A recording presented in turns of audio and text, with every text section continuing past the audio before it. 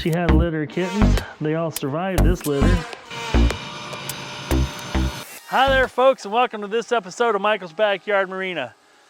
Your boy went down hard. Caught the one thing I've been avoiding for over 2 years. And so that's why you've seen a gap in video and video making. Hit me pretty good. But I'm back, stronger than ever. So what we got going on here is the Cobalt Part 5. Wow, that's a noisy truck. Anyway, we're out here. You know, you saw me do the cover. We've changed gear oil. We've changed pumps. We've done all kinds of neat stuff to this. Now it's time, I want to pay a little more attention to the interior. The interior is old. It's 50-year-old vinyl. The cover I put back on the cover, the vinyl I put back on the engine cover is 50 years old, but it's holding up. But the seats are the part I'm worried about. And the seats, when you step on them, you know, the more because you know, you're in a boat, people step over things, you kneel down, you're twisting and turning, and the old vinyl just, you know, can't take it. It's been kept pristine for a long time. It's been painted vinyl, that darker gray. Looks beautiful. I thought it always looked nice, but, you know, I went out and bought me some new seats. And I'm going to install them. And because these seats here, they're 50 years old, and they're supposed to be like lounge seats. They don't slide anymore. They're made out of wood.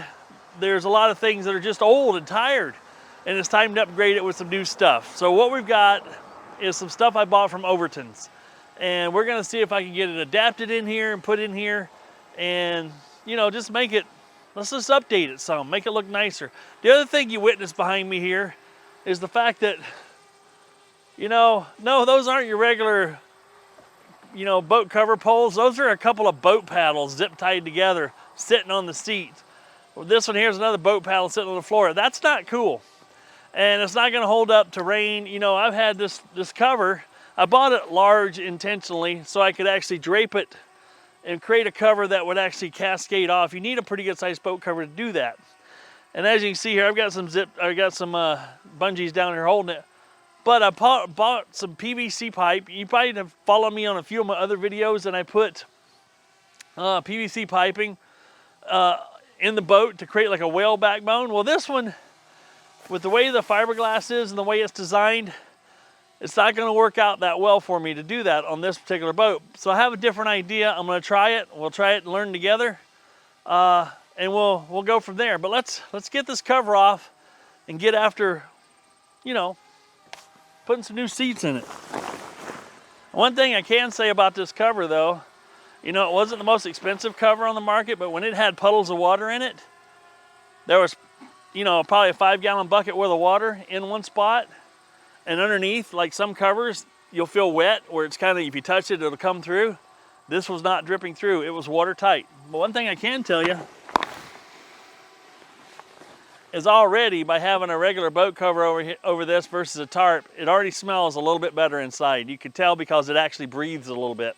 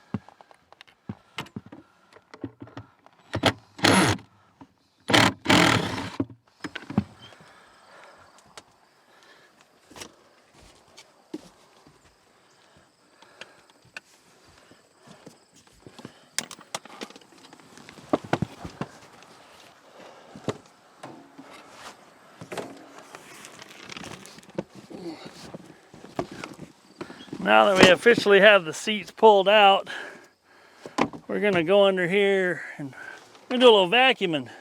You know, it wasn't completely disgusting under there, which is nice to see. Some real nice tie-off ropes here. Oh, for sure. They were under the seat. Let's get her vacuumed out. She looks pretty good.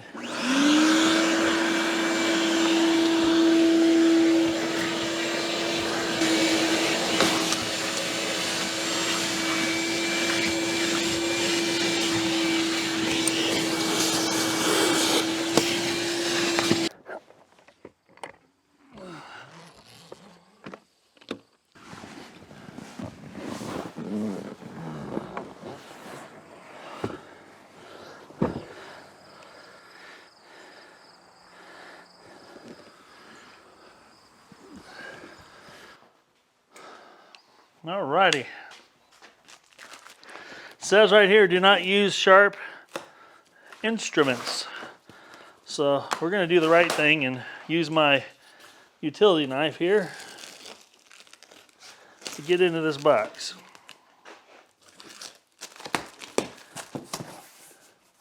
Now Overton's did not sponsor me in this video, but I have other boats and other things to do. If they want to arrange some kind of sponsorship with me, I'd be happy to work with them. Let's see what we got here. Now this is what they call the lounge. Ugh. And they got a deluxe and they got a premium. Now your kid here went ahead and bought the premium because why? Well, it was on sale for cheaper than the deluxe. And it had a different pattern. So that's why I did it. Now the assembly of these are pretty simple. Now I put some cardboard down over my nasty old bench here just to keep these from getting nasty on me.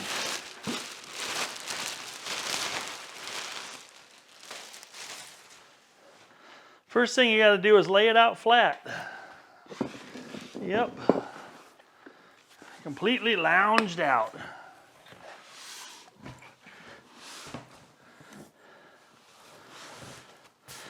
Now I did read a lot of the feedback and comments, you know, that people had online about these particular boat seats, saying, oh, they're junk, they don't last long. One guy complained that his was, yep, about 3.5 years is about all he got out of his. Well, you look at the pictures, and I ain't kidding you, they say, well, the gray's all faded out, and the seams are starting to come loose. Well, I could be completely wrong about this, but it certainly seemed like a situation where the boat wasn't kept covered. And if these things last, you know, 3 years uncovered, you know, that's not bad. Because most boat vinyl is, you know, it's just one of those things that, yes, it's designed to be outside in the sun, but there's a reason they make covers. You guys have heard me preach that way too much. So there's 4 screws on the bottom of what I'm going to call the captain's seat, or the front, the forward-facing seat. And then we got that laid out. Let's see if I can get this somewhat to do what I want it to do. You take the base. The base has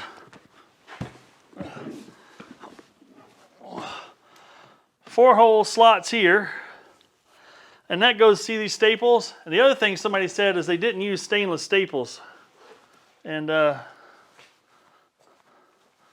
that's a shame if that's the case, because now these, they have since changed it, because these staples are not magnetic. Now these, that's disappointing. The ones on the seat are magnetic. Now, unless they're a 400 series stainless, all your other stainlesses wouldn't be picking up on a regular magnet. Now these up here, non-magnetic. These on the seats, yep. Now they did use stainless hinges, but they're zinc plated, looks like hardware holding them together. We'll keep an eye on that. If those start to rust, we'll replace those with stainless. All right. What we have now is the 4 holes on the other side that'll be facing down. This is going to go toward the seat. There's 4 slotted things here. We just pulled. There you can see, look down in the holes. There's a bunch of holes in the bottom of the seat as far as looks like possible mounting holes. There's only 4 of them that have what looks to be a metal insert that will allow you to attach a screw and have it tighten up. So we're going to line those up.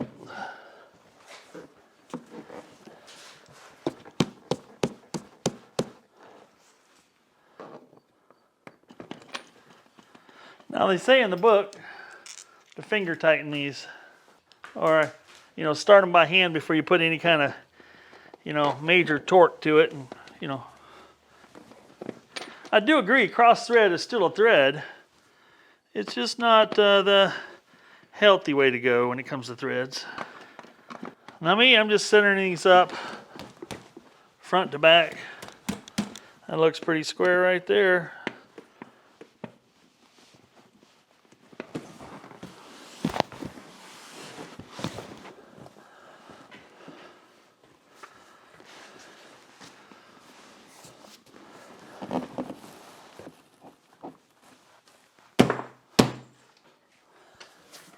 Pretty minimal effort to put them together.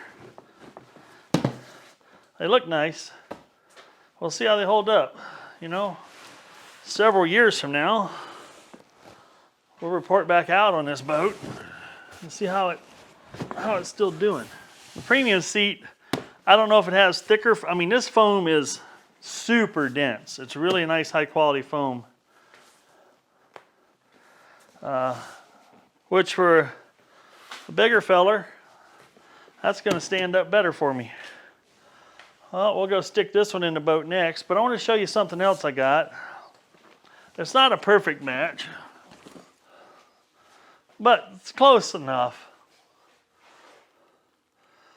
I mean, we're not trying to make this like a show quality restoration, but these are the jump seats that are on either side of on the back of the engine cover by the engine.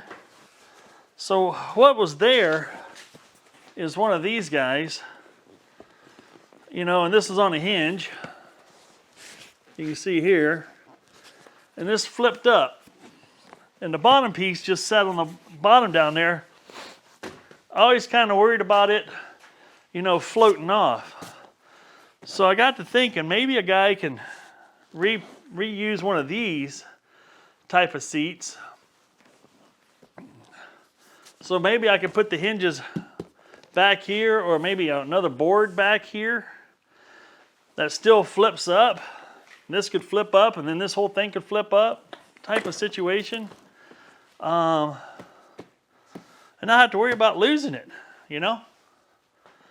Then this could also always flip up and take advantage possibly of this snap, so when you're working underneath that seat.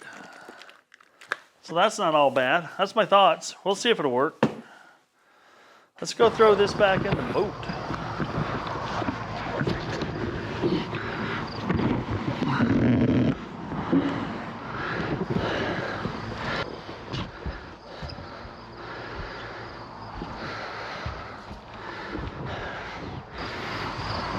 Now the good news about these particular boat seats is the bases are the exact same size as the other ones. Now the other seats were much wider. I bet you 4 inches or so wider. They came out, they were touching here, and this is actually going to work out nicer. It feels like there's more room through here to maneuver. Before it felt like they were really close. So I'm liking that a lot. So I think that's where I want them. Here I am, I'm 6'1", my son's 6'5". My knees are currently away from the dash, but I can easily put my legs down underneath. And this is quite comfortable. Same way on this side in the same position. I can easily slide underneath the steering wheel. I can straighten my legs completely out. And so you can relax. I can see through the windshield good. Yeah, looks pretty good. I'm liking how this is turning out so far. Now these seats, do they match the rest of the boat identical? Heck no, not even a little bit.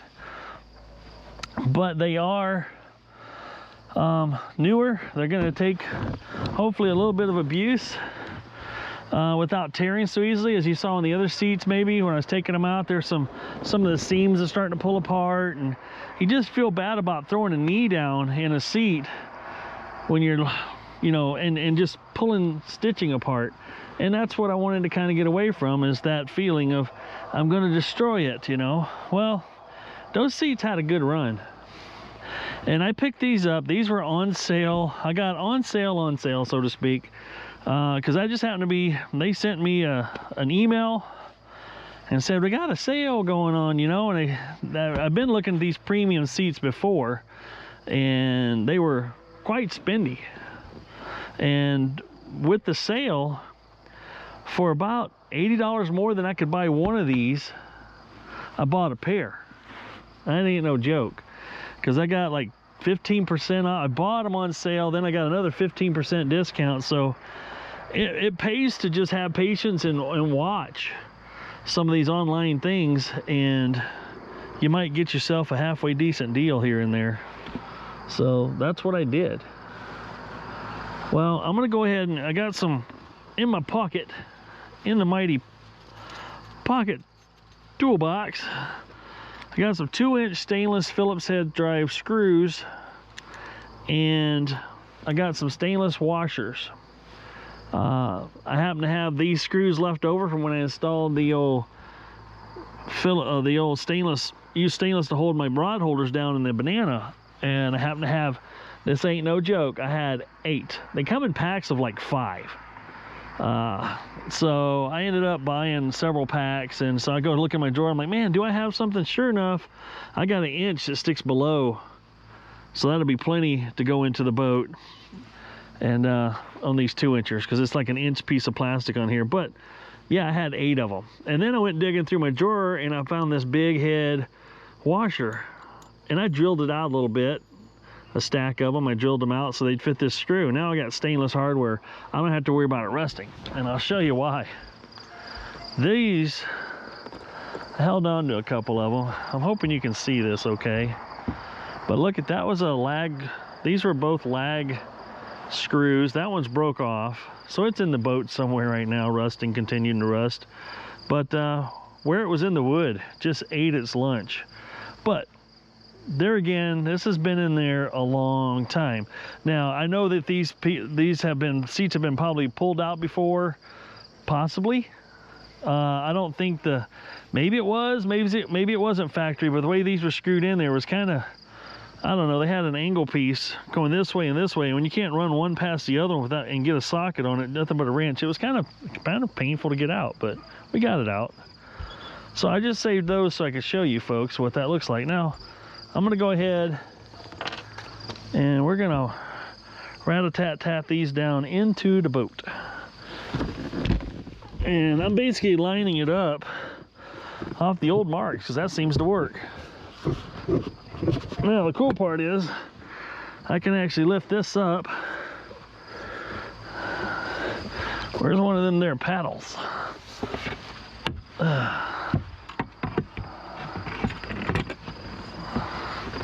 There we go. That's gonna come right down on my head, ain't it? But we can put that right like that.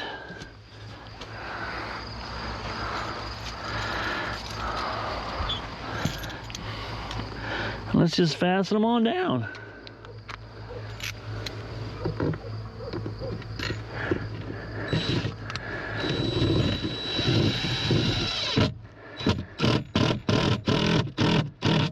Not to mention, the way these lift up, there's so much more room for activities under here. Absolutely awesome. There we go. Now my understanding is, from Overton's, from what I read on the paperwork, oh man, look at this, I can lay this out. just like that if I want to. It's also designed to lay out like this too, but it hits my engine cover to go full lounge, but that's okay. I don't lounge very much. Let's go ahead and set this back.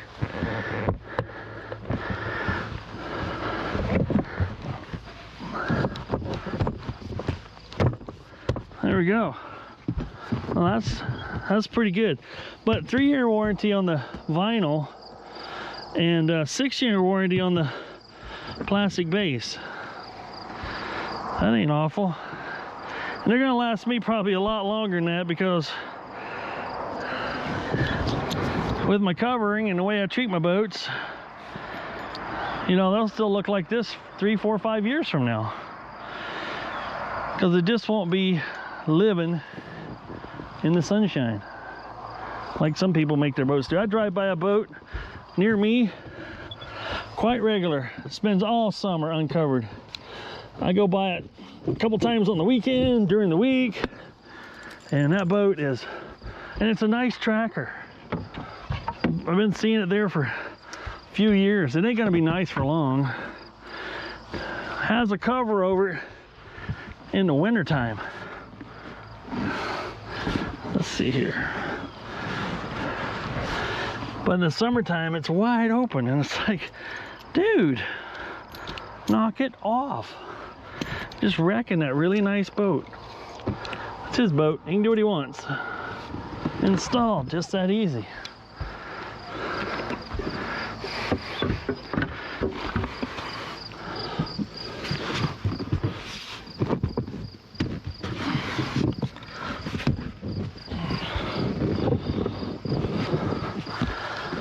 There we go, my man.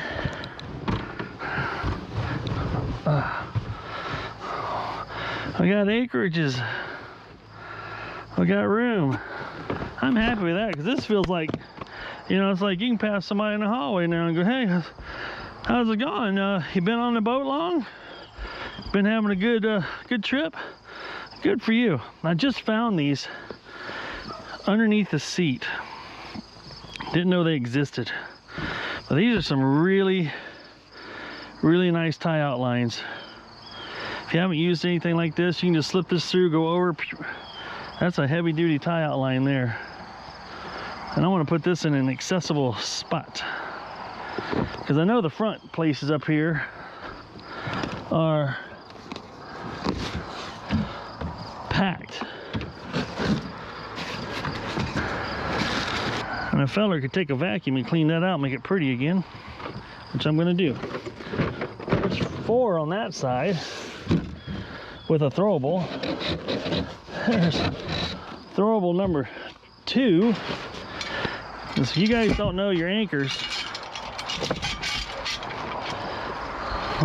they send this pointed anchor right through my boat seats.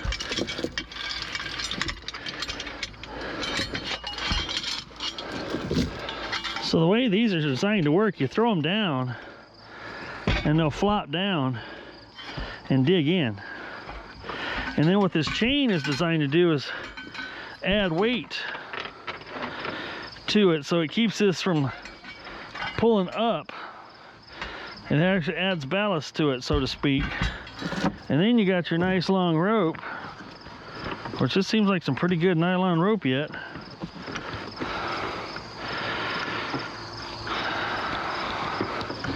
How many thousand? There we go. And for the, you know, when we anchor in shallow areas for swimming, this is plenty of anchor. That's plenty of rope. Anyway, there's an anchor in there, which is a requirement. There was a throwable, and there's 2 more.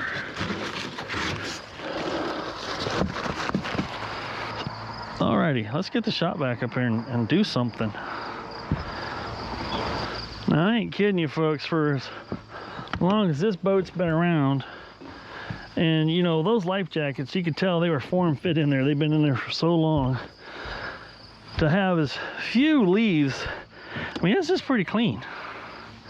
It's actually really clean. It won't take long to vacuum this up at all. Try to vacuum without knocking my shop vac off on the ground.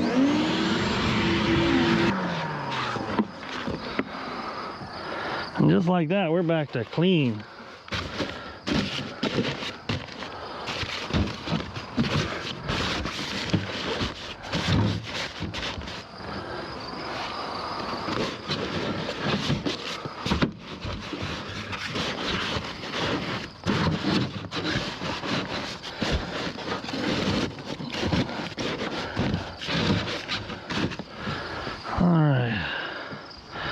Let me get this anchor.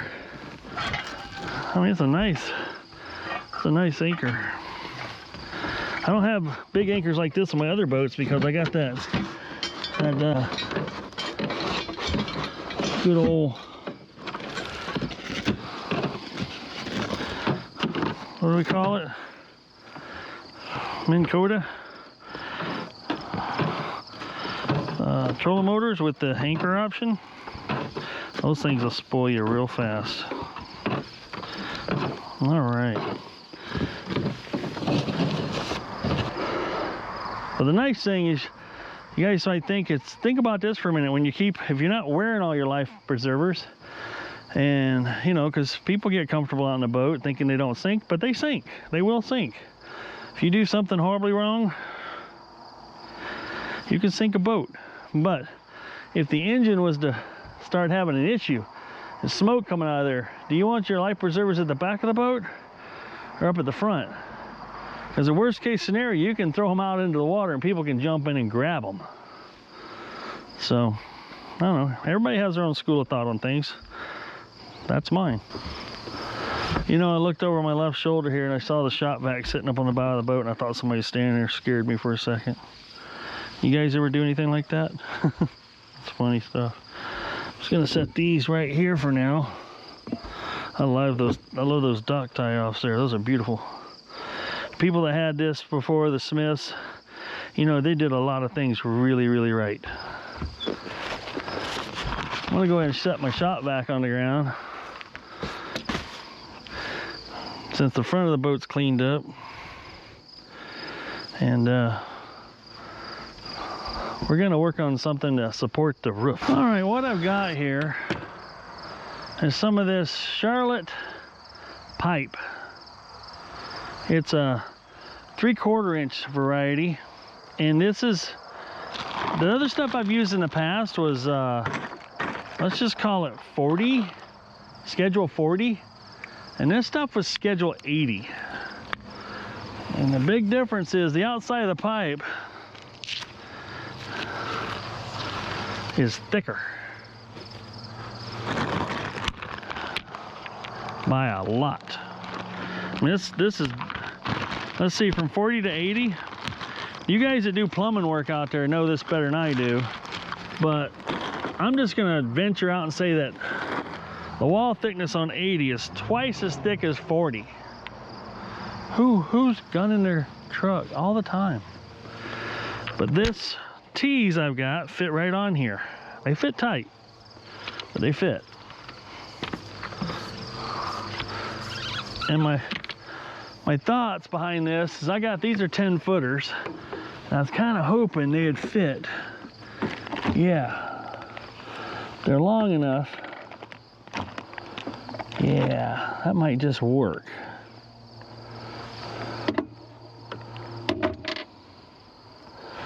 What I want to do is use, like I said, I got these tees here. Let me see if I can, wow, this one's almost become permanent on there now. Let me pull out another one. But I can cut these tees out, you know, so it fits on the end here. And I could come up here and cut it so that this, you know, sits up here on this glass, plastic wise, and goes to the back. Now that's gonna have a lot of sag to it. Yeah, I get that. But can I put enough tension on it that it doesn't? So what I'm gonna do, I'm gonna go ahead and cut one of these with my bandsaw. We'll mark it with my pen here as the kind of what I want. So it needs to be maybe there, and there. Yeah, I'll be back. Hey, didn't see that one fall off. There's number 8. Now I can haul 8 people. All right, just see what that's gonna do.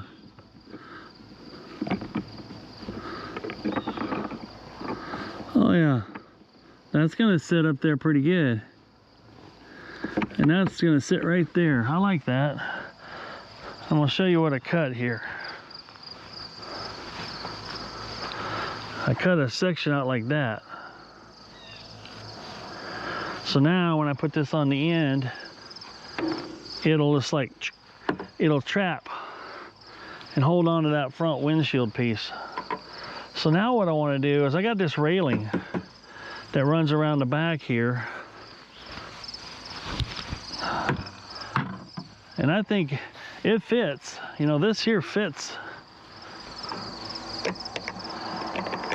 a little loosely, you know, but I'm pretty sure I can cut it just like this one, only narrower, so it'll actually snap.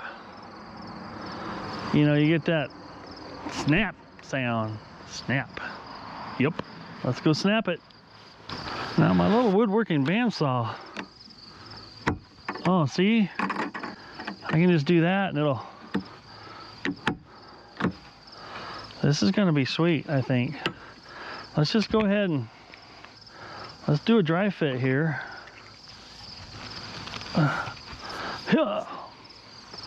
We'll come over to this one.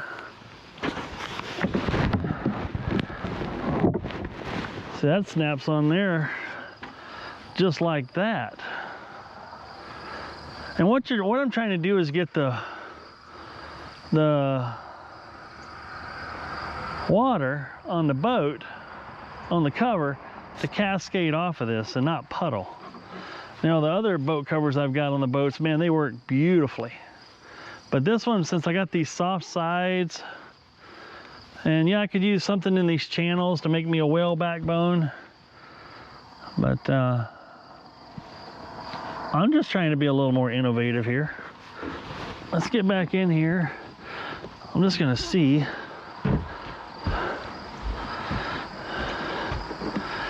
If I put that on there. What? Now the way that snaps on there, that helps steady it. You know, these are 10-footers. I couldn't have planned that any better. You know, a feller's kind of got to like that. Because I can bring this over. Whoa.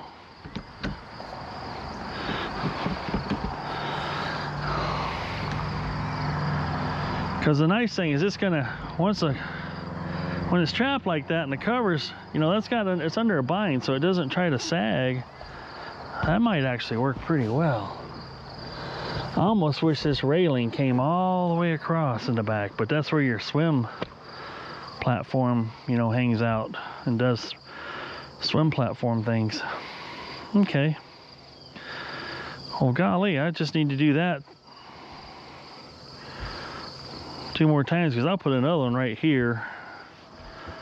I can put it over as far as I can get, and it should, from right here.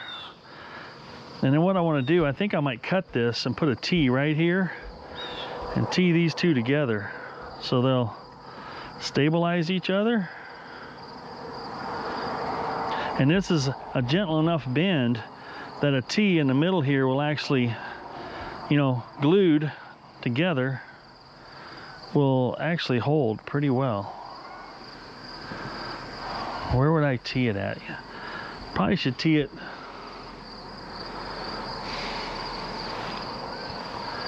So wherever you run it across is going to create a sag, right? Let's think about this for a minute. Yeah, I'm going to have to put a T in here, because as the cover, if I pull it down, it's going to try to suck these together. Yeah, we got to put a T in it. Do I put it at the peak? Because I'm going to have a T here, and then the windshield, you know, coming across here, is going to be another bar across. My goal is to have another PVC pipe going from the front here to the nose of the boat, and I can pull that down tight and, you know, just cascade the water straight off the front. Let's make this again.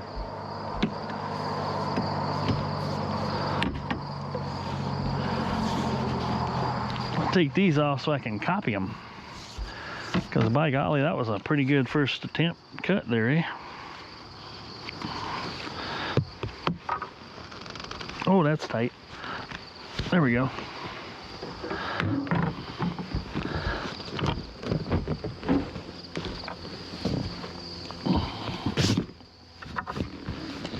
Oh.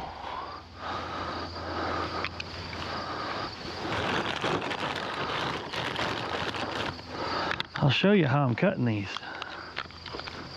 Our piece is cut now. Oh.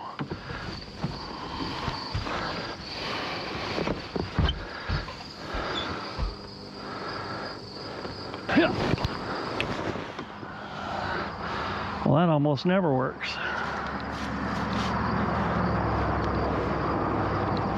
Can't believe that held that. I may be onto something here. Maybe not. Whoa! Help me. Yeah, see, that just instantly went right on over. Got my handy dandy PVC cutters here. You know, I'm kind of nervous about cutting this stuff up because it's $10 a stick. They're not just giving this stuff away like they used to. Yeah, just walked that right on in there. There we go. That lines up. Looking at it from the front side, as you can see, there's a big old, the rails that are right here are gonna prevent me from, you know, it's gonna sag and just, you know, make me a redneck jacuzzi right up there. But you can see right there, if I had a little support right there,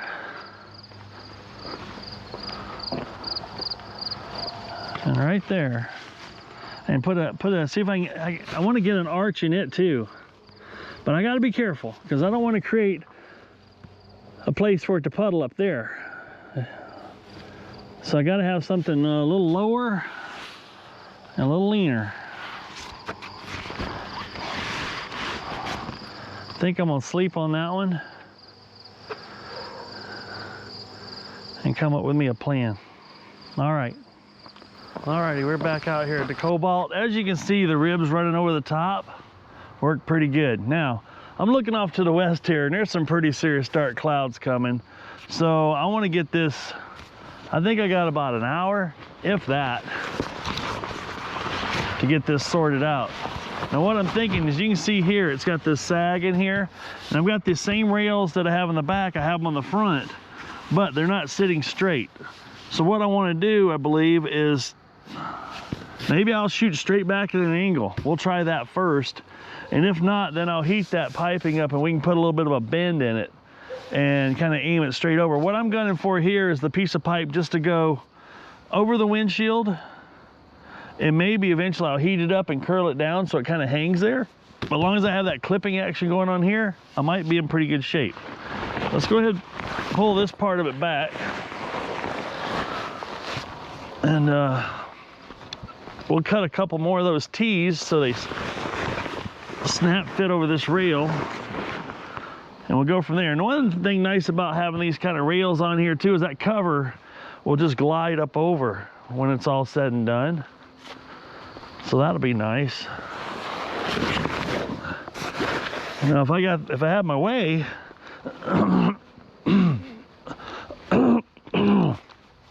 oh, your boy's throat still ain't quite right. We'll be able to, you know, hang it, and we're not even have to use any straps to hold it down. You know, that'd be perfect. The fewer straps, the better. Got those so they snap on rather tight, which is all right. The nice thing is this PVC is not going to scratch up this stainless rail at all. And that's one thing you'll notice about this Cobalt is this rail is not just a chrome plated piece, but this is actually stainless, which makes it really nice. Now there's no tension on here, so there's no bow to it, but I don't know, I think that might work. I have a feeling I'm gonna have a pretty good sag here in the middle.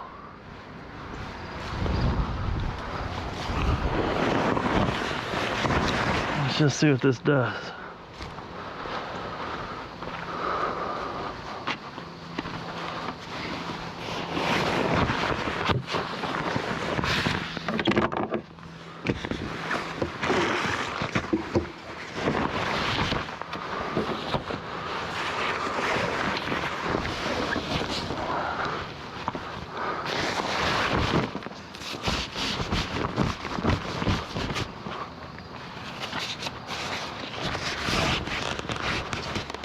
Well, that does keep an angle here, which I'm pretty pleased with.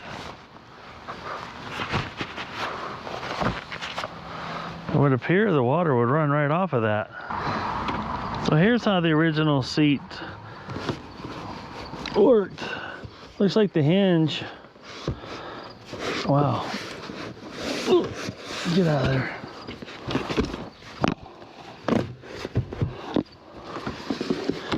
Looks like this hinge was originally clear down. That sat right on the bottom. And what that effectively does is, you know, silence that engine sound, and then this was up against it, which overall isn't that bad. The only thing I don't like is that this is a separate piece that can blow out of the boat. And then there's actually a cooler under here. So this actually has to slip up. It would, you know, would flip up like this. And because of the hinges, it can't flip up crazy high. About right there is all. Which lets it tend to fall back down. Then you got access to your cooler area. Which in this case, I'd probably just use it for storage instead of a cooler. So the big question would be, is how do I make this work? Now the problem with this seat is the sound through here, right? But what if I cut me a piece of starboard that kind of takes the shape of this seat, maybe comes outside a little bit too.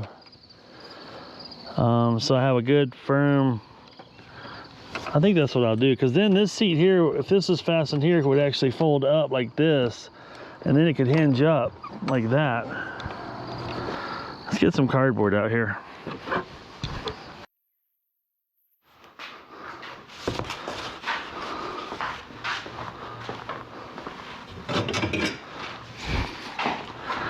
Let's just square things up a little bit here, maybe, so we get ourselves a good pattern.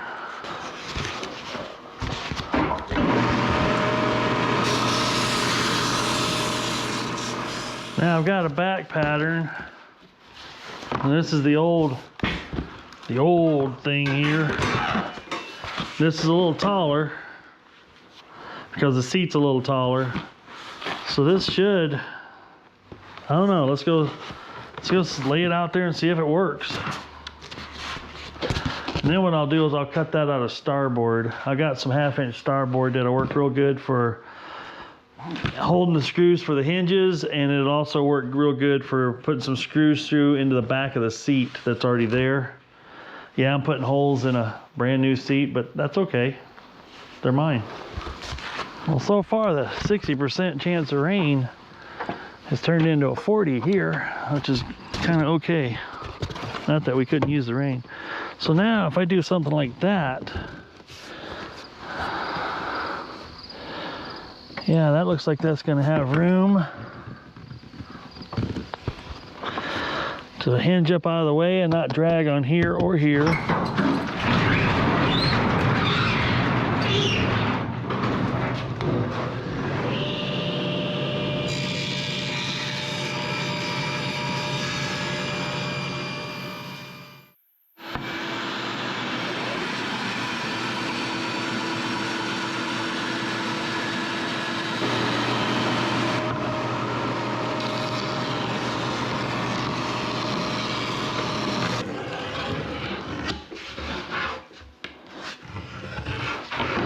Now that we've got our two, let's call them seat backs, cut out. You know, this starboard's kind of neat stuff. It cuts like, you know, wood / plastic. It doesn't seem to gum up on your woodworking equipment. You know, it can take the heat and not like melt like some plastics do. It does a pretty good job. The only thing I would say is I would never put this in the floor of my boat again. About 3.5 years ago or so, I put this starboard, 1/2-inch starboard floor in the bottom of my Starcraft boat that had a wooden floor. And I did that with the mindset of going, okay, this floor, you know, that 1976, it only lasted 45 years, you know. And yuck. And so I thought, well, I'll put plastic in the bottom of the boat. That way it'll last more than 45 years, which would take me, you know, well over 100. So I'm kind of thinking, that was silly to a certain degree. But, you know, when it got rained on and got wet, I never worried for 1 second that the floor was going to absorb any moisture whatsoever. So there was that piece of it, right? Now, the other downside to plastic in the sunlight is this stuff will grow and expand a tremendous amount, enough to make my floor do this when it gets hot. Now, I've recently, if you've been following me, I recently put EVA foam on that floor, which reduces a great amount of the heat going into the floor and minimizes the warpage that happens. But, you know, I've been in these fiberglass boats and aluminum boats, and you know, there's really not a lot of perfectly flat floors in these old boats, so it really didn't matter. It floats, it fishes, it works just fine. But this is a really ideal situation to use starboard in because, yes, it will not rot. As you can see,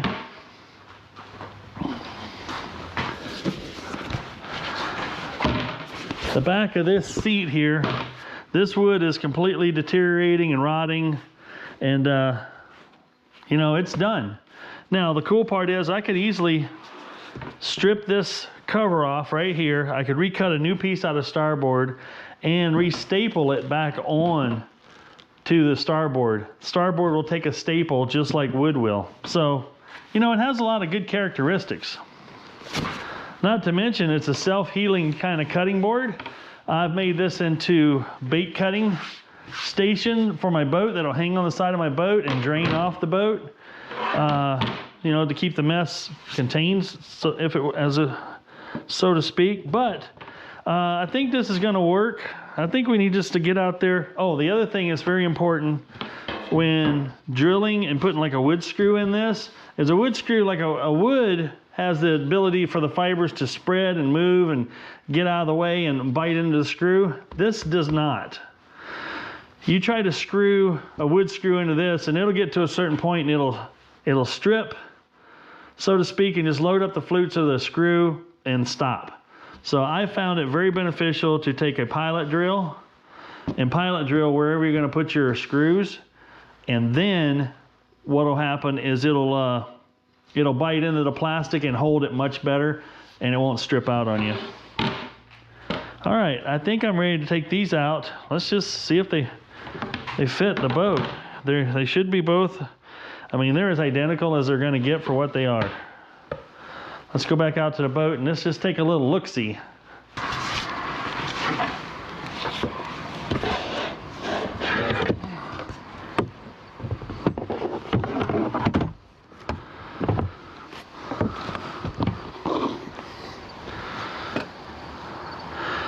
That's gonna work out just fine. There's plenty of room for the screws. These screws are gonna be a little long, so I may have to screw these in and then grind them off in order to get this not to, you know, make a mess out of the back of my seat here. But that's gonna block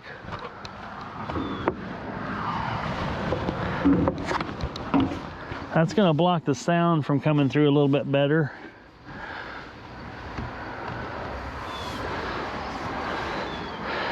Yeah, that's another color to the boat, but that's all right. I can always paint that, possibly, or do something to it.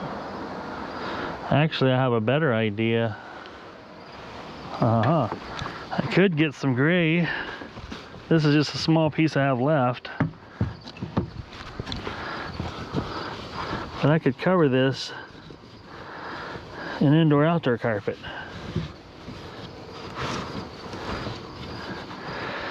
And give it a really nice finished look. I could just get a nice light gray carpet. I might have to run to the store and see what they got. Because then that wouldn't be half bad, would it? Now that's a little darker, but okay, I've been thinking a lot about how this folding action and stuff's gonna function, and you know, where these hinges were currently mounted onto the back of the boat and on the back of the seat, and if you kind of look at where these hinges are mounted when they're collapsed, there's wood falling off everywhere. When they're collapsed, like right here is the actual top of the boat seat and where the hinges are. Well, the nice thing about this back, as you can see, this back is going to end up being just a little bit taller. So my thoughts are that I'm going to go ahead and build another piece of board, starboard, that's about, let's call it 6, 7, 8 inches tall. Another piece that mimics this. Then I'll put these hinges on here like that. And what that'll do for me is that'll allow me to, this might have a little more gap here, but I'm going to cover this in cloth. And when I screw it all together, the cloth will take up some of the gap. When I'm saying cloth, I'm talking indoor-outdoor carpet. But then the pivot point, then I can screw this piece, this other piece I'm going to make, to the back of the boat, which is going to bring the hinge point up higher, which allow this thing to flip up and actually stay up. Whereas when it was clear down here, this would come up and just bind with whatever's at the back of the boat there. So I think that extra couple of inches that we're seeing there is going to help me a great deal. So now I've decided I've got to make a couple more pieces. So let's get busy with that. And you can see some of these hinges have gotten a little bit bowed. I'm hoping I can squeeze these back down a little bit. We shall see. Because it would be nicer if they were a little bit more together. Oh yeah, they flatten right back out. Perfect.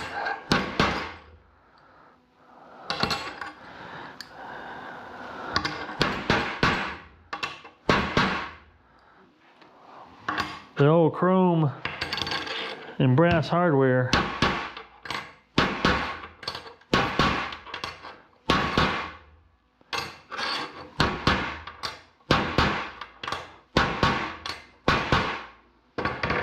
there, now that's perfectly flat. That's going to minimize my gap. Perfect. All right, let's go cut some more starboard. We'll take these two so I can make exact patterns of what I already have. One more time. I know there's a lot of you out there that aren't cat people, and I've never really been much of a cat person either. But look at these little guys. Isn't that the cutest little feller? Huh? Where's the other one? There comes a little Smokey. It's up there.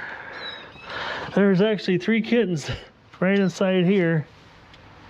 How you looking? How you doing? Yeah, look at these guys. I got them a little kitten door right here. They can go in and out of the... Uh-oh. What happened? There it goes. They can get in. What do you think, little guy?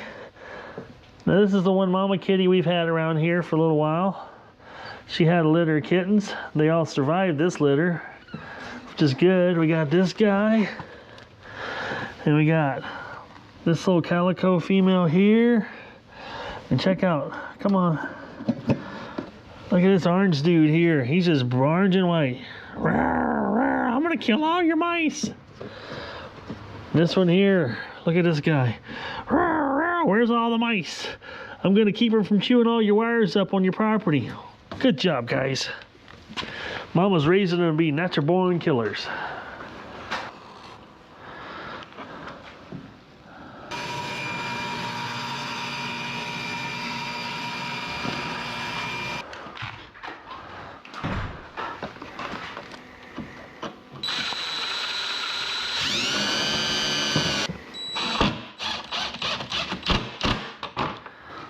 I think that'll work. I'll be able to mount that to the boat. And this will come on up. And that actually can come past center now. Hoo hoo hoo, baby. I think that's gonna be the cat's tickle. Oh. All right, let's clean this up.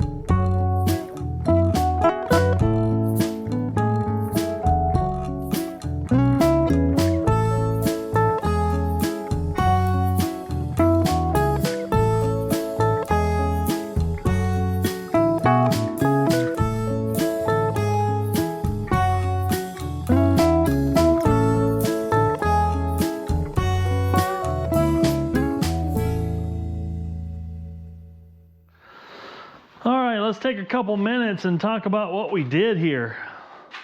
As you saw, we had two pieces now. You know, we cut the original back earlier this morning, and now I cut another matching piece for the back so that we have a hinge. And a hinge is buried in the carpet now. You know, it's not perfect. You know, nobody's gonna be asking me to finish their show car. No way. But look at that. This is what you're gonna see from behind now. This will be sticking up above the boat about yay high. This down here will be screwed to the boat. And this thickness here is actually gonna help me out because these seats are not quite as deep from front to back as the original seats. So this is gonna give me another, golly.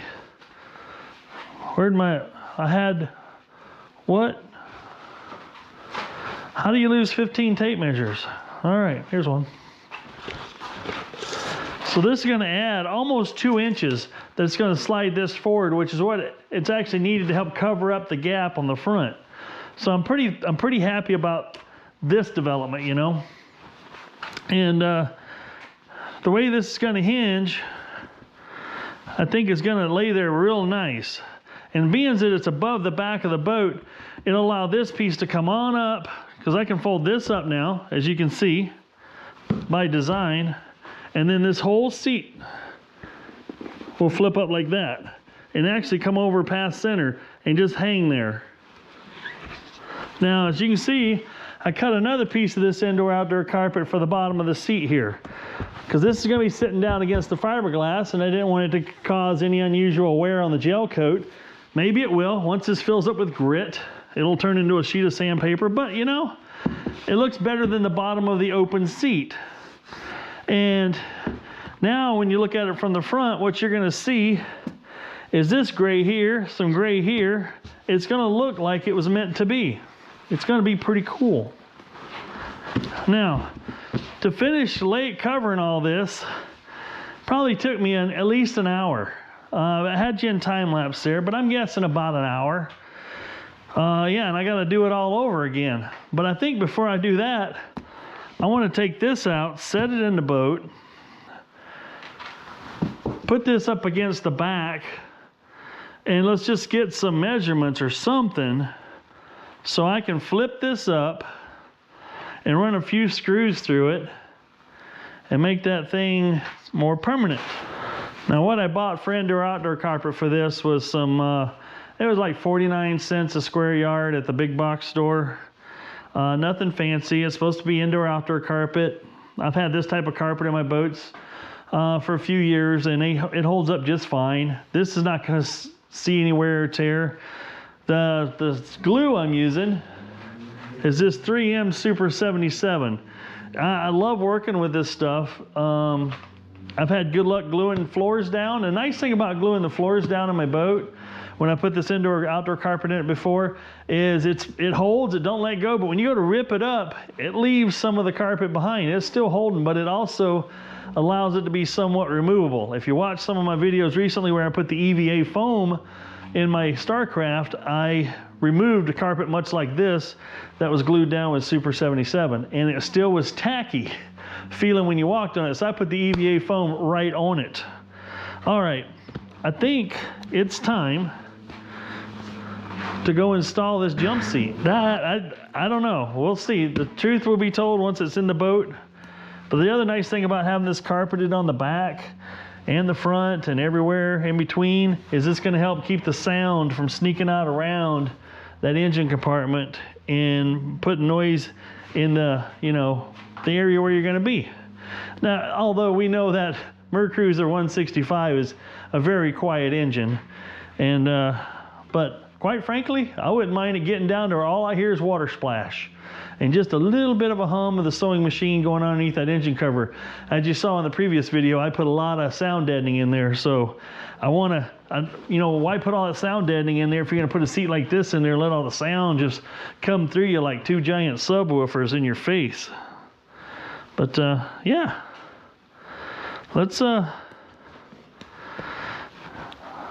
that's gonna be, I'm happy. Let's go look and see if, let's see if it'll even install. Looks like the rain has stopped.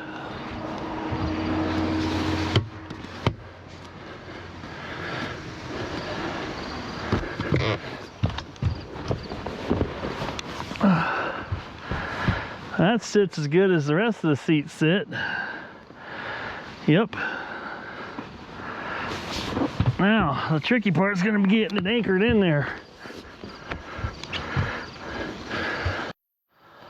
Alrighty, let's go ahead and make her more permanent.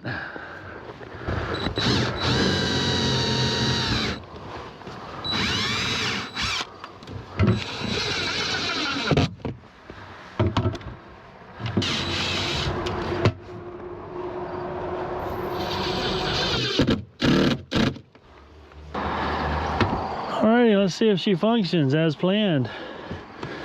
Comes right down, boom. We'll give her a set. Oh yeah, yeah. That's a good good boat you got here, Captain Michael. Yeah, Throttle down, buddy. Oh, what you need? You need a cold snack? You know you can't drink and drive. I know. Just get me a caffeine-free Diet Coke if you would. All right. Guess where it's at? It's right underneath here. Look at this. I can flip this all the way up now. Got access to the cooler.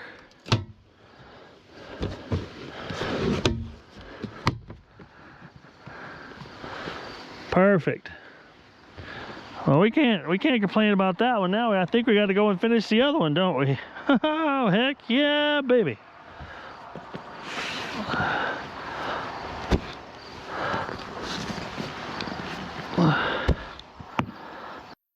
All right, we're back out here. We're deep into the fall. Okay, not deep into the fall, but got a few things. Gotta meet my son up at the lake this morning, and you know, my famous drone pilot, and gotta meet him up there at 9. And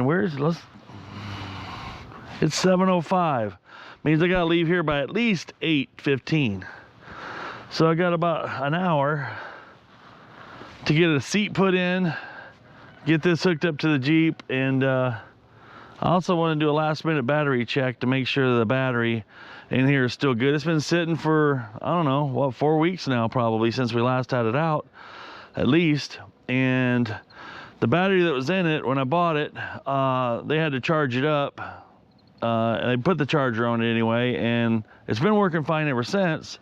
Charging system's been working fine on the boat, but after one it's been drained a little bit and recharged, not always are they the best battery after that. So I'm gonna take my little top-down battery tester and we're gonna run it through a quick test with you, and let's see what condition it is. I also always take my jump pack with me, so we can start it no matter what. Update on the pole support. Pole support works really well until we get into a lot of wind. And then because I don't have the joints glued, it tends to fall over. So I'm gonna end up gluing these joints. Hey, Oliver, come here, buddy. Come here, buddy. Always, oh, come on. Camera shy? Come over here, buddy. Let's go. Come here. You gonna come over to me? Nope. Funny boy. Oh well.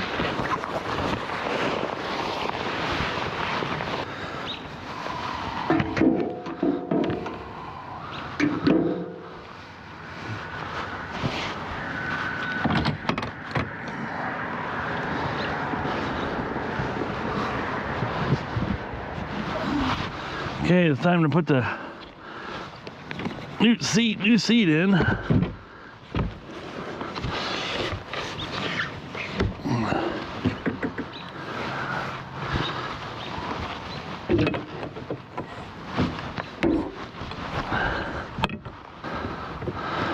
That looks pretty good right there.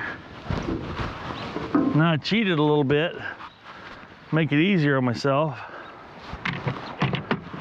Instead of trying to find those doggone holes, you know, get it lined up and then tip it up and drill and put these screws, some of these screws in. I actually was able to come through the back here and put 2 screws in through the back, and that holds it in place while I flip it up and put 4 more screws or 5 more screws in the other way. You know, it's a little more of the working smarter, not harder situation. Once I get done, I can get rid of all these screws. Now, when you're playing around with these boats and you're taking these screws out, don't throw away those stainless screws. Hang on to them.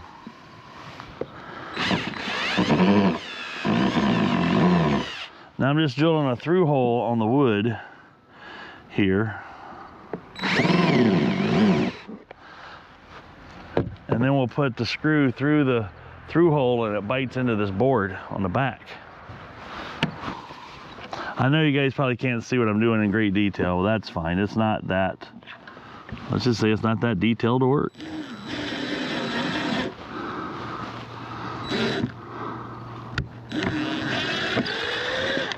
Almost forgot, because I'm putting the screw in the starboard, I need to put the pilot hole in. And doggone it, left the pilot hole drill in the shop.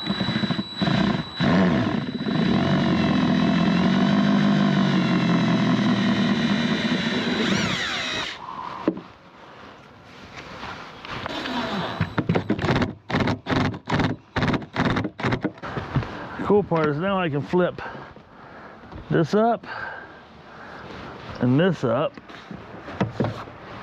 like that and finish putting screws in to fasten it down here.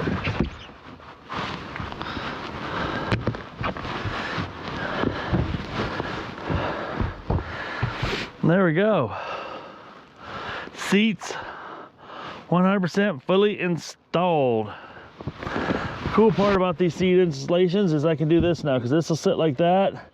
All your weights on here, carpet between the bottom of the staples and the fiberglass here. You can do that, and then this will flip right on up out of your way and stay there. Wow. We check the battery next. Okay, one last order of business to deal with on the Bimini here is this has, whoa, I'll lose it. These had like a fiber type of, which is actually really strong, usually very strong, not usually a problem at all. A fiber little slide in this channel. Well, the downside about the fiber slide is as it gets old and a lot of pressure, you know, it cracked and it doesn't hold a screw very well. And they only used about half the amount of screw they were supposed to use. You know, it just barely got in there is what I'm saying. And I'm like, and me, you know me, I'm Mr. Overkill for the most part. And hopefully this screw comes out for me. Okay, come on, baby. Yep, yep, yep. All right.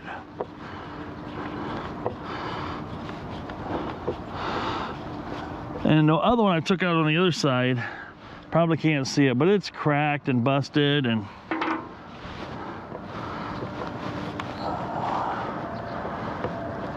so the cool part is we can back this cap off right here. And then we'll probably have to back, where's it at? This screw off right here. If we get real lucky, they'll all back out. We're running out of time. I gotta get to the lake. This one will back off 3 of them. Give myself some room to move here. Now I can lift that up enough to get that slid out. And I got me some brand new ones I made out of, some people call it acetal, some people call it acetal. I gotta shorten these screws up just a touch. But this new one will slide in here. Maybe, maybe not. Come on.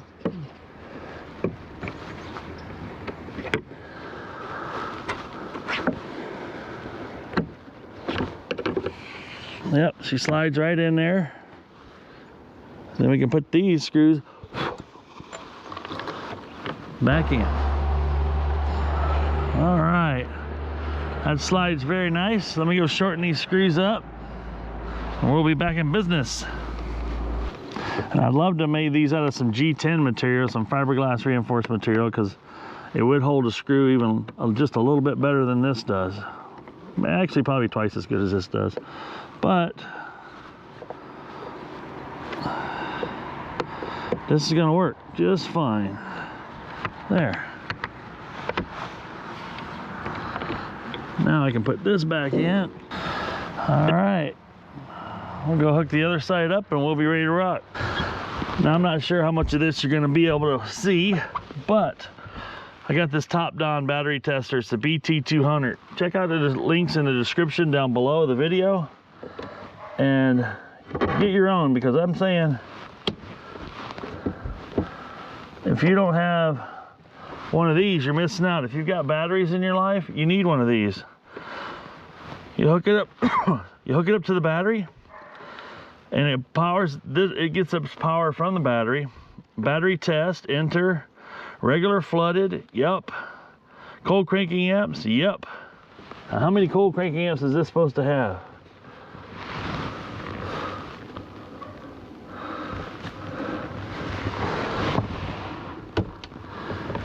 Okay, it says 800. Okay, we're at 800. You can adjust this up and down full range. And once you got the 800 hit, and it says testing, it's this fast and this easy to see what condition your battery's in. Oh, healthy, 2%, 125 amps. See, that's why I wanted to check it. We're at 125 amps. That's not going to be enough at 12.17 volts. So I was kind of suspect, you know, that this battery might be a little toasty, you know, toasty not good. And the other bad part is the type of terminals they have on here are side mount terminals, and I hate those. I know hate's a strong word, but I don't like them. So now that I know that,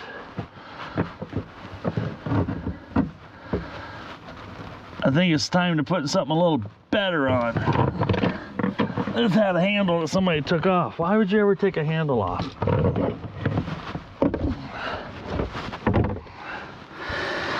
And this battery is about 3 years old. It's a 6 of 2019. It's about almost 3.5 years old. Just for fun, I'm gonna hook this thing back directly up to the battery.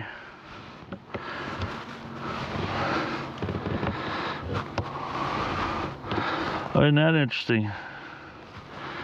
Straight back up to the battery. I can't get it to. That tells you how bad it is.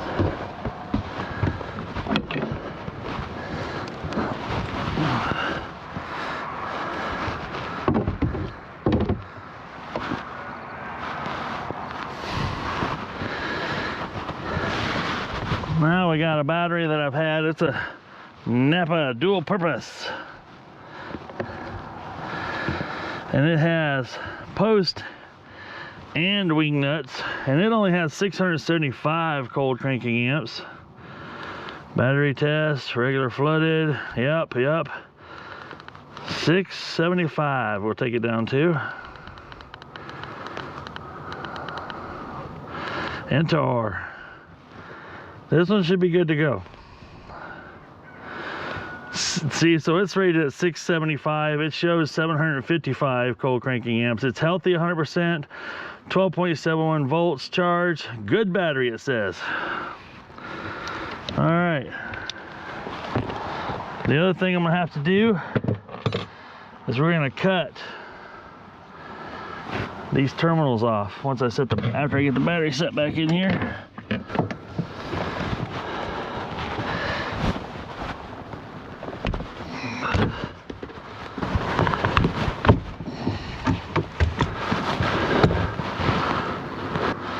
New battery, stuff in place.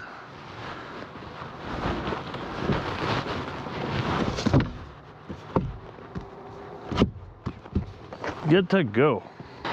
So one of the last things we need to do here, we're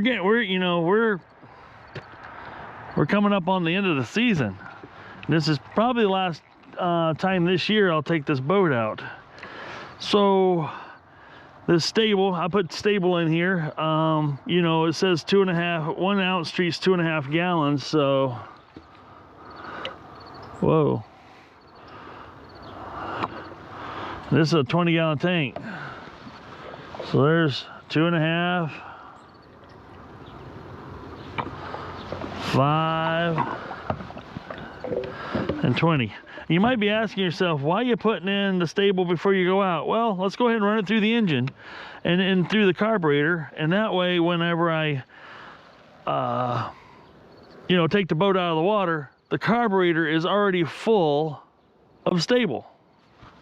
Doesn't that make sense? All right, let's cap that off. Well, before we hook it up to the tow vehicle, let's get this out drive up and out.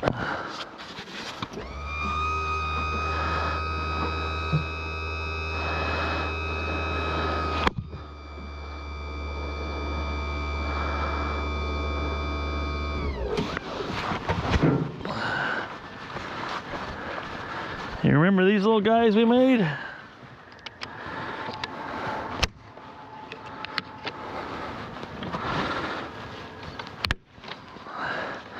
I gotta admit, one of the best ideas a viewer's given me.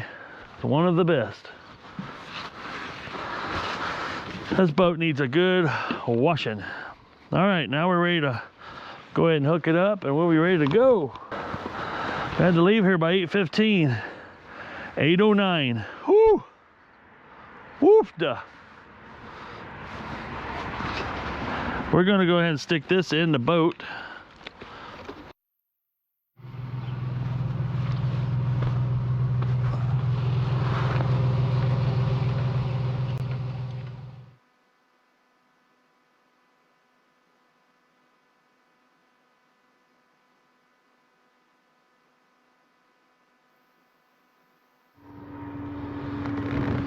Alrighty, we put about 21 miles on it today so far.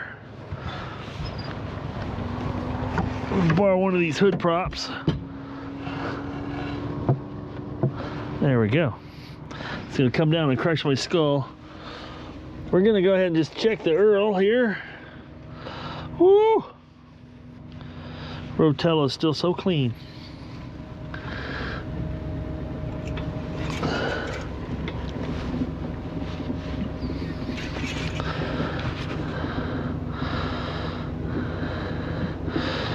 Yep, she's still just a touch over full, but that's why I full life filled her, so she's good to go there.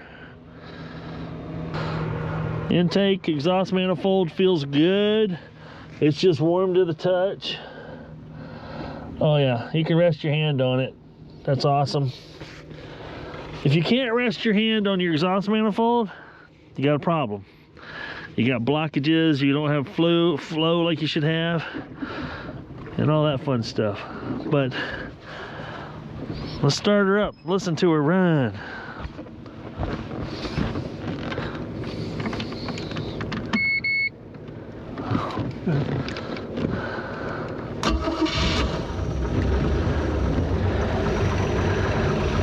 Finally learned that little trick, huh? There's a switch on it. Ooh, camera. Kick the camera.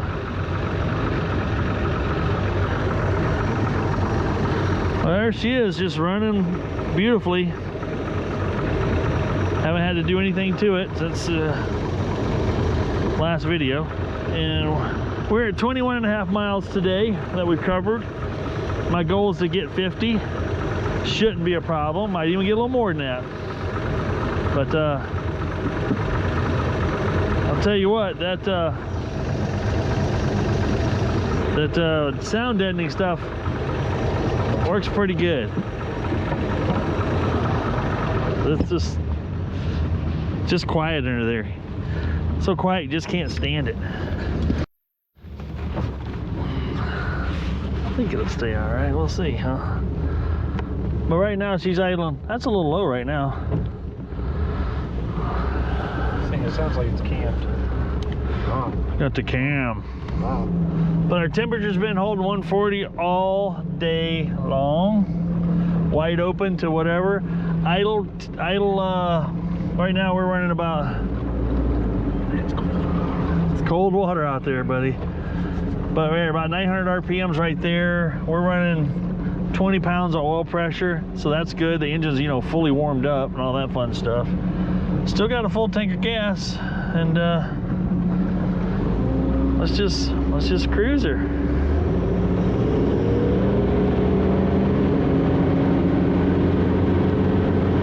She jumps up on plane pretty quick. The nice thing is I can run about 2,900 RPM. We can run almost 30 miles an hour.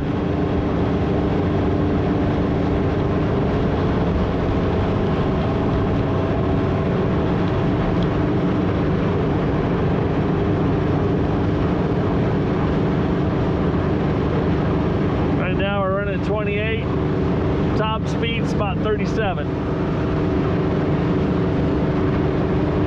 We're like 2,800 RPM. This thing's just no load on the motor to speak of, other than the incredible amount of load that inboard outboard has pushing water, you know, but you know, it's in relative terms, you know what I'm talking about.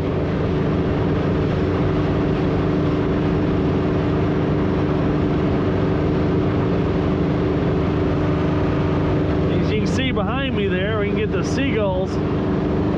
Seagulls like to follow you, because what you're doing back there is all this little, in the morning you got all these little fish up near the surface, and the props just turning them, you know, churning them up and stunning them, and we see them, they'll go back there and they'll drop down and they'll just sit there and pick those stunned fish right out of the water, all the little bait fish. So it's kind of cool. You get a string of them behind you. Where is the drum? You landed it? Yeah. Okay. Got one battery left. Okay. So yeah, the bad part when this is happening is if you're doing a chase video with the drone, you know, the bird hits the drone loses. That's all there is to it. The bird would probably lose too. Yeah, the bird ain't gonna feel great. It's a tie, but they're both bad. Yeah, yeah. Bird loses his life. Drone loses its life. It's a no-win situation. So yeah, there's a few more things I want to do to this boat. We're probably going to put it on the hard stand maybe this winter or early spring next year and get the hull all doctored up. It's got a lot of gel coat damage that I want to repair. A few sections of the floor up front where somebody did some work, or I'm not sure what went on up front. But we're gonna put some carpet over that, or some C-deck or EVA foam, one of the two. But yeah, we're just sitting here popping along. You know, this thing's just effortless at 28 miles an hour. We'll go on up. I'll take her on up to full speed here. I don't know if you guys can hear the change or not, but we'll trim it up a little bit.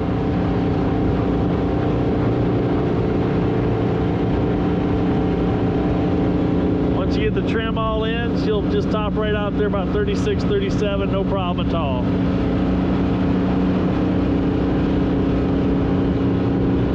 Right there, 37 miles an hour.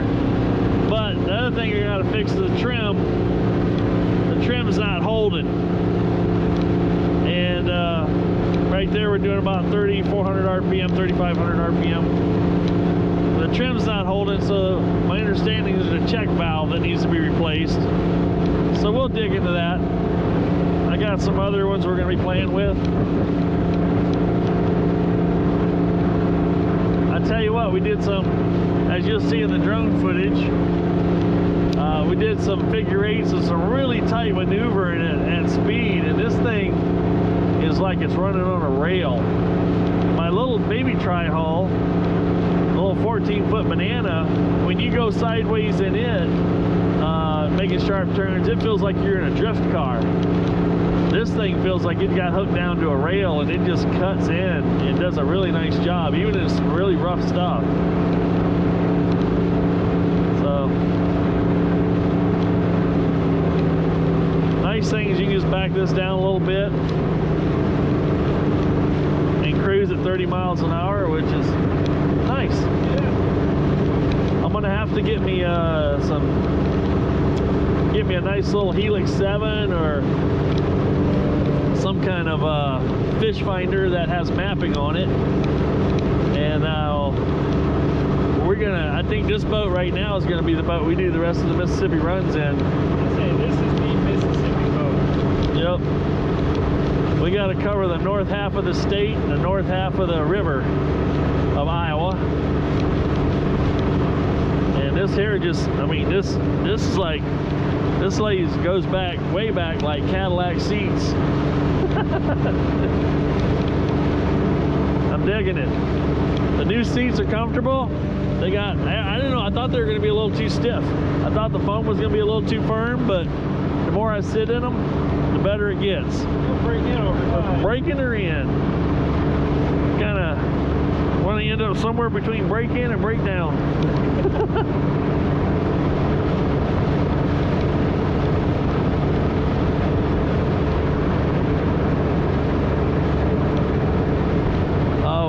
Mark Twain when I was, that got a whole face full of cylinder juice. I was turning it over, all of a sudden it goes whoosh, and just covered it. Money shot. Covered money shot and a PB blaster and the PB blaster and fogging oil. Now last night I left it, I took and dumped a half a bottle of mystery oil down all the cylinders, half between all of them. We'll let that soak. And if there's any sitting on top of the piston tonight or this afternoon, I'll know that the ring, one of the rings are sealed up and there's still got a lot of work to do there. But if it all leaks past and goes to the crankcase, that will let me know that the rings have the gap in them, because you got a gap there. And you know, between the ring gap, when it comes together, if you got a gap there, it'll go down that gap, go around, find the other gap, go around, find the other gap, and it'll work its way through overnight. But if it's rust sealed, won't let anything through. So we'll see. The number 4 cylinder at the back had when I pulled the valve cover off, because that's actually, because I couldn't get it to move much and it was sticking, I thought, well, are some of the lifters sticking or some of the valves stuck? So I was kind of rolling it and marking the valves as I would detect them moving. I'm like, okay, they're moving, that means everything's moving. And I had a few of them that wasn't moving, but I couldn't get the engine to go around far enough. But once I did, they all moved. But the back number 4 cylinder on the rockers, there's no rust in there, but there's a lot of condensation sitting back there. So I'm excited to get it started up, which will get started this afternoon. Start it up, let it warm up, run in, burn that moisture off. Got some brand new Rotella oil in there. I wasn't gonna put any oil in there until it broke free. So it's like, not gonna waste $18 worth of oil for. I thought of a good name for the boat. What's that? Miss Bliss. The Miss Bliss? Miss Bliss, the Mississippi Miss. The Miss Bliss, the Mississippi Miss. There you go. Yeah, it is nice when you come off of, it's just barely over 140, but when you come off a high run and it's doing what it's supposed to be doing. The full gauge hasn't moved much. Well, I put 5 gallons in it this morning. So I'd stop at the BP because I couldn't remember if I put gas in it or not after I left last time, you know. What's that one plug hanging down? This one? No, the left one. It looked like a battery tender. Nope, it's something else. I don't know. Just pretend we didn't see that. It might have been the power for the radio. I'm saying, is it? Because it might have been, they had a CB and that, so these two might have been plugged into the radio. The antenna and then the power. Yeah.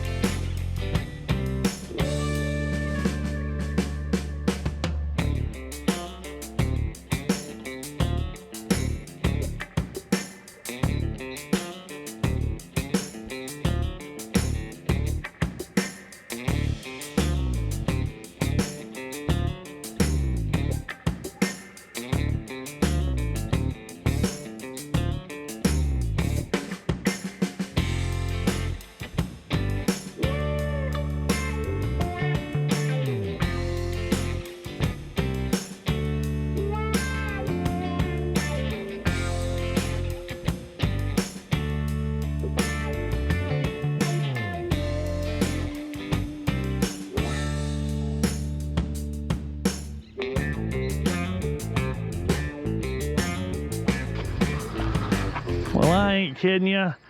We had a fantastic time out on the boat today. We covered 62 miles and it took 17 gallons to fill the tank. I'll let you guys do the math on that one. It's less than 4, I'll give you that much. But the boat performed flawlessly. We cruised around at 62 miles an hour. like forever and ever, amen. It was awesome. Completely awesome. Engine cover with that new sound deadening in there, amazing. I could sit next to it. I could sit in the jump seat next to the engine, and I could hear more engine noise coming out the exhaust in the water in the back of the boat than I could hear right next to me. So two people at 30 miles an hour, two people could carry on a conversation from one seat to another.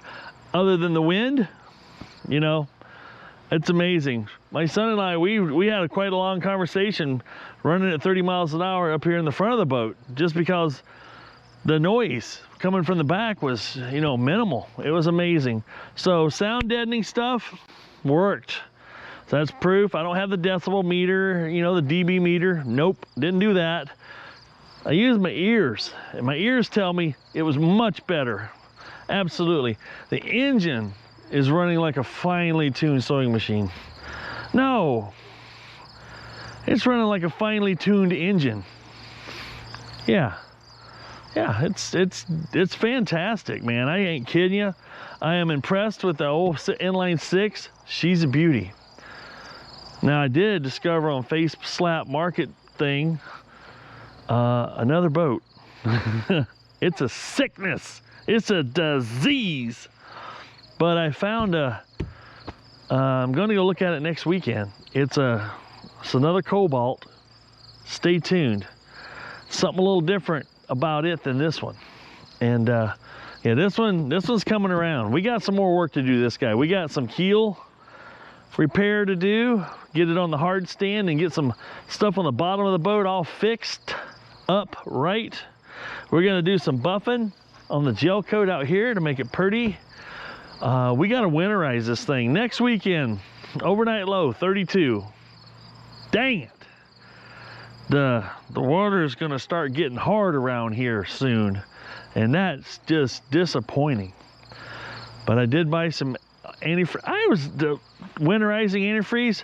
You know, I buy the -50, there's -70. I noticed that Prestone made -100. Now, if you've got to use -100,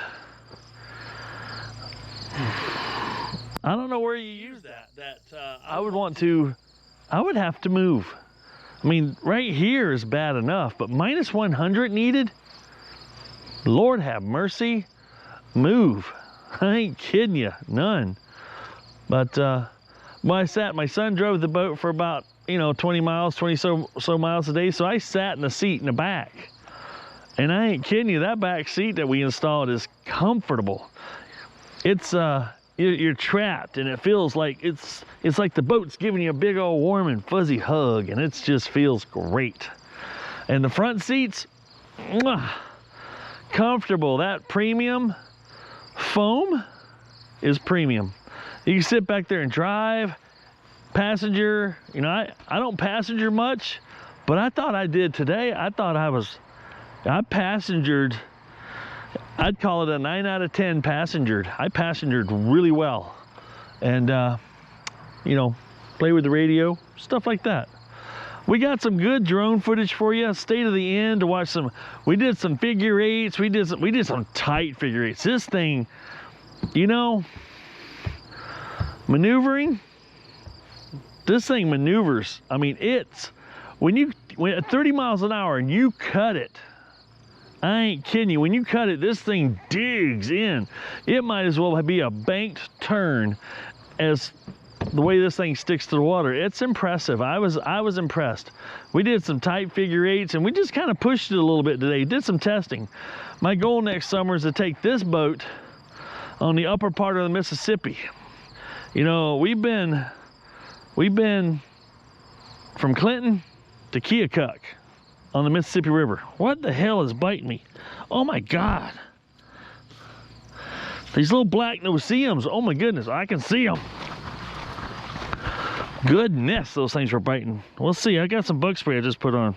We'll see if that works. Where was I? Oh, but yeah, Mississippi, was that where I was at?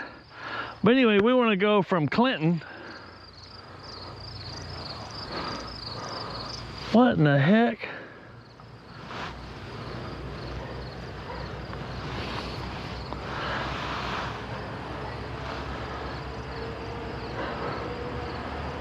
You guys ain't gonna be able to see this or believe this, but there must have been a windstorm that way, because there is corn husk.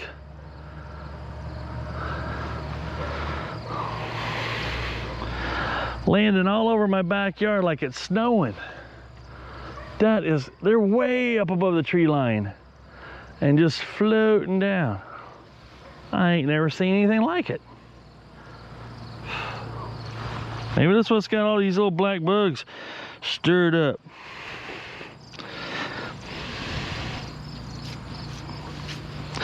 But anyway, we covered that much of the Mississippi on the old 1976 StarCraft. We're gonna get a little mappy thing to put on this boat so we can navigate north. We'll probably put in up there around Clinton, Iowa, and go up north. It's gonna be a longest stretch to get up to Dubuque. I think it's 70 miles. Well, we were kind of checking, you know, some range and some mileage and some stuff today by going 62 miles. We're gonna have to have a fuel stop or carry some more fuel with us or something in between, but that's what it's gonna take.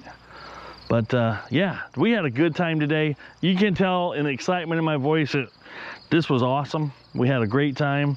I'm so thrilled with this boat. I just can't express how thrilled I am with it. But yeah, we got some more work to do on it. We're gonna keep taking it up a notch, like I did the old StarCraft. Every year, I'm gonna do a little something. 2-3 years from now, this thing will be more primo than it is today. I know that's gonna be hard to believe, but it can happen. It can happen. I can just keep, you know, I can keep, what's that I say? Oh yeah, I can keep, if it ain't broke, fix it till it is. I'll see you guys on the next video. Hope you enjoyed.